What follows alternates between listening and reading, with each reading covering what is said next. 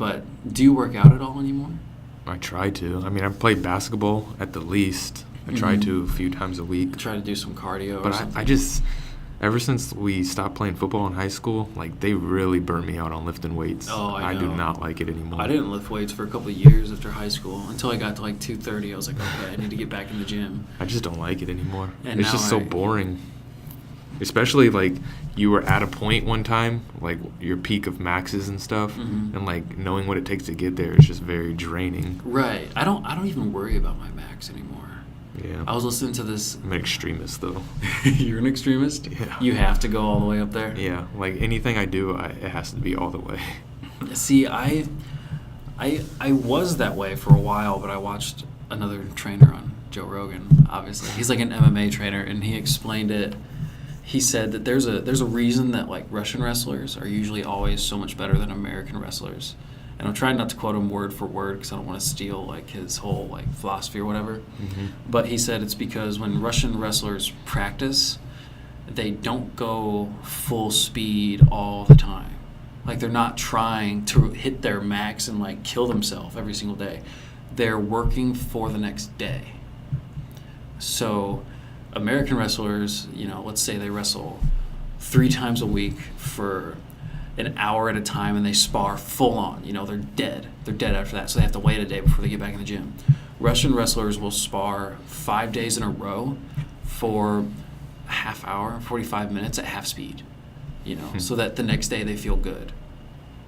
And so when they feel good, that was weird. What the hell? Someone's hacking in your shit. But anyway, they work for the next day. And so he used this example too. If you're training a guy and he wants to be able to do 10 pull-ups a day every day for, the entire week, and he can only do like 10 pull-ups as his max, Hold on. I think somebody is like, because I just saw a mouse like scrolling up here. No way. Just unplug that for a second. But 10 pull-ups. Okay, so if you can do 10 pull-ups max and you can't do any more, like if you lit a fire under his ass, you couldn't do any more. You don't have that guy try and do 10 pull-ups every day.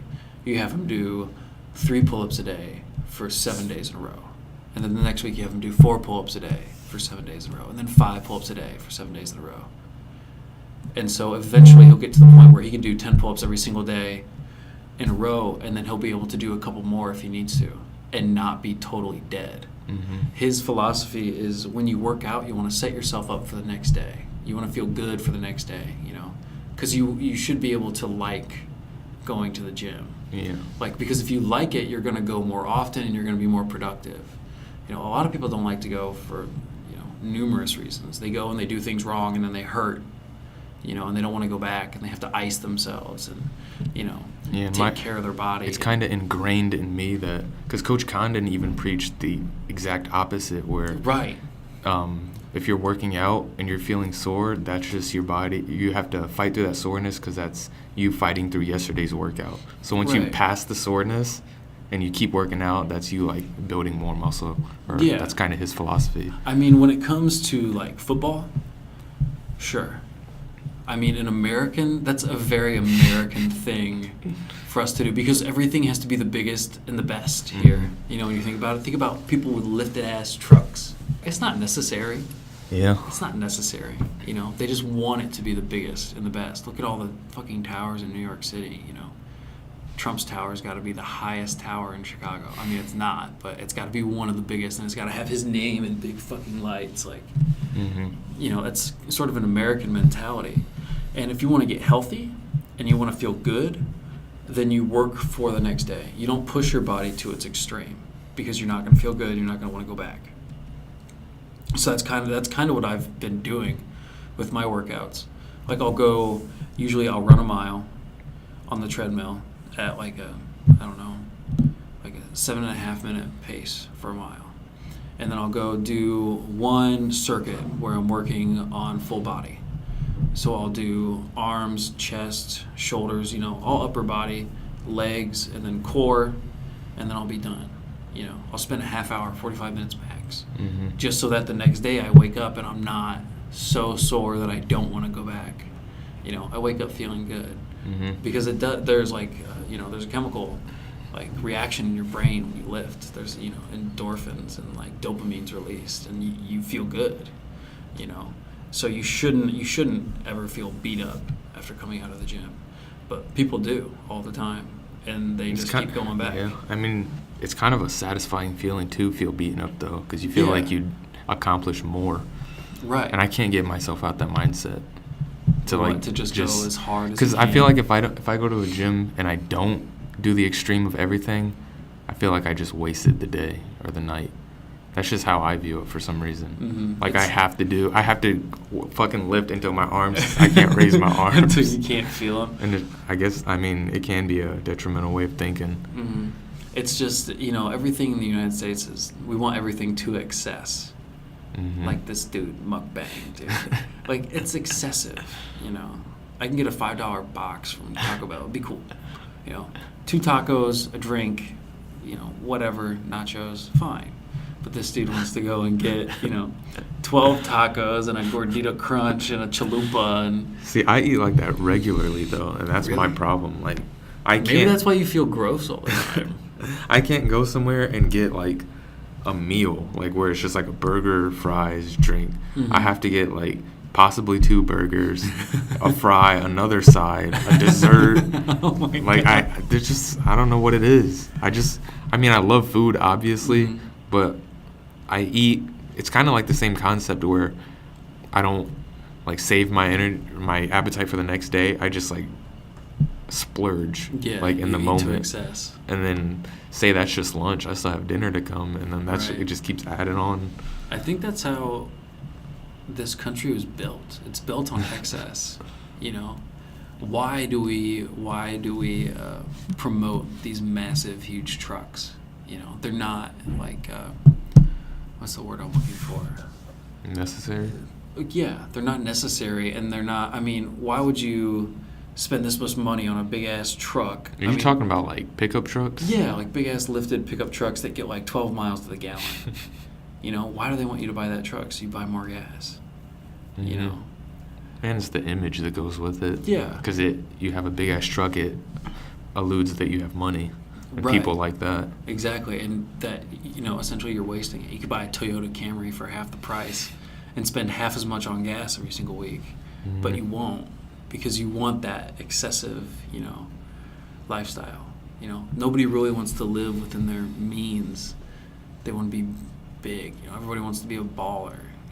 Especially, and it's harder when you, like, I grew up with things, but I definitely, like, wasn't spoiled or anything like that. Right, so when you grow up not really having what you want, it's hard to be content with just what you have if you've never really had anything. For sure. Growing up, I always thought we didn't have a whole lot of money, which it's not like we were poor, but we weren't rich either. What the problem was is that my parents bought a house that they couldn't afford. Okay, and so and my mom never really had a degree in anything. She never really had a career. So she's been working all sorts of different odd jobs. Sometimes she would have 2 jobs at a time, where my dad has been in a career. So he was essentially the breadwinner. He was bringing in all the money, and then my mom was making a bunch of money, or not a bunch of money, but she was making money on the side, enough to support whatever she wanted. She'd go out and buy bags and like shoes and like stuff like that. But then she'd want to go on vacation, and my dad would be like, well, we can't do that. Like, we're paying for the house, we're paying for the cars. There's gas, and that created a bit of a conflict. And I think me seeing that as a kid, I thought it was a conflict over money, and I thought we did not have enough of it. Yeah. So it creates a weird dynamic. And I've seen how it like kind of tears apart a relationship too. Yeah, it's kind of the same with my mom. I don't even think she finished high school, actually. And she's been working the same CNA job for like 15 years. I don't even think she makes like over $15. And we've lived off that our whole life. Yeah, that's just what she's been doing.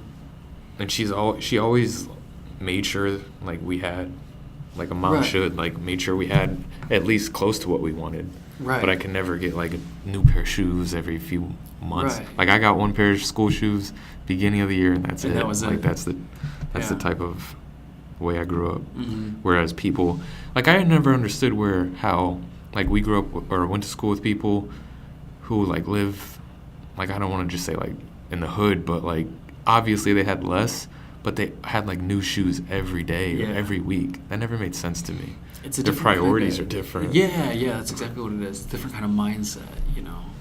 It's like, I wanted that stuff. Like, we would go back to school shopping, and, like, my dad, you know, my mom would take us, and my dad would be like, okay, only spend this much.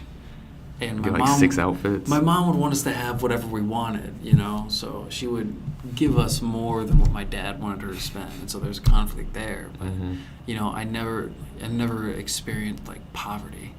You know, I don't think either of us really experienced poverty. We always had food, we always had clothes, and we always had a roof. Yeah. You know, we haven't experienced true poverty. But some of those kids that come to school with new shoes, like, all the time, maybe it's because, like, their parents don't know how to spend money. You know. Well, sometimes I don't even think it's their parents. It's them, like, robbing or them taking their parents' money. You know, like, selling drugs and shit. Mm-hmm. I mean, you can't put that cash in a bank, so you gotta do something with it. It was weird because, like, watching it happen in high school, I knew that, like, they were always seen as the cool ones, like the new outfits, the shoes. But me, I would always question, like, why do the girls like these type of guys? You know what I mean? Like, it's obviously, I didn't know after high school it would all, like, come around and people would realize it. But in the moment, I definitely realized, like, these dudes are just so fake. Yeah, their possessions possess them. And then, like, you see them now, the majority of them, like, they're not really doing anything. Right. And they're still living that lifestyle, but not really, like, balancing it out with anything else. And, like, the girls, I mean, they probably still get girls, but the same girls that liked them in high school probably just think they're lame now. Right. And I mean, you know, it was like a big thing for kids to have, like, a nice car in high school too, you know. Like, you know, people are driving around in Camaros, or you know, with big trucks. Like, you know, you remember the redneck kids that would come to school with the big trucks. You know, they'd have the fucking cattle skull on the front grill. You know, like, why? And the fucking Confederate flags. Yeah, waving out the back. Like, why? I don't know. Why? Because it's attractive to a certain number of people.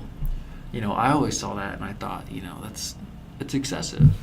It's excessive. And maybe it makes them happy in the moment, but in the long run, it's not gonna, you know, it's not really gonna keep them happy. You know, the pursuit of wealth and material items is shallow, I think.